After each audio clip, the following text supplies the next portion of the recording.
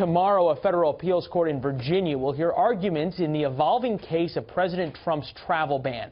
Right now, the most controversial parts are on, shall we say, pause because of a judge's order. Joining us now for analysis, former Department of Justice official Robert Driscoll. Always good to see you, sir. Good to see you. All right, so is there a chance tomorrow that the judges rule and we go back to detentions at airports and protests?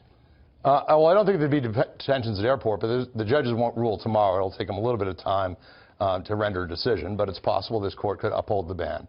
But I think eventually it will end up in the Supreme Court, without question. And what's sort of interesting about this argument, twofold. One, obviously, there's different districts and circuits that have to pick this up, but the Fourth Circuit Court of Appeals is sitting all 14 judges rather than the normal panel of 3, which is a big deal, so you can't appeal to the whole panel. And number two, I've never heard of this. I don't want to call it unprecedented because I don't have the legal background, but that they are streaming the arguments live. Does that change things, the optics of it?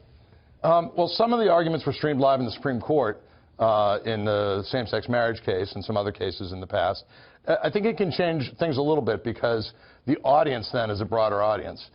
Judges, prefer dry arguments. For example, in this case, there'll be a big standing argument, which, lawyers will salivate over and everybody else's eyes would glaze over. But sometimes in a public case, it's tempting to make more public policy arguments to provide the soundbite that is going to be on the news. And so I think it could affect how some people argue the case. Hopefully it won't.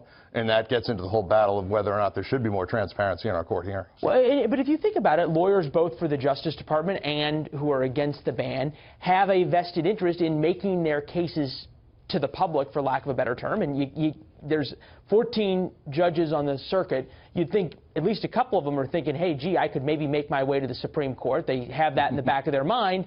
How this plays, especially with a president who listens and watches so much television, can't be far from their mind.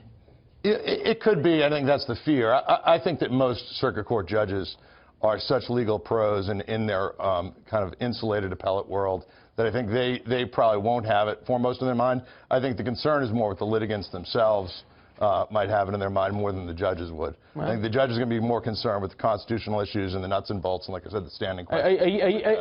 Dare we say a U.S. attorney who might have congressional aspirations or something like that? Who knows? Back to the case now that we've gotten through this. Is there any way for the American people to sort of have a sense of where this is headed, or is it truly what these 14 guys say?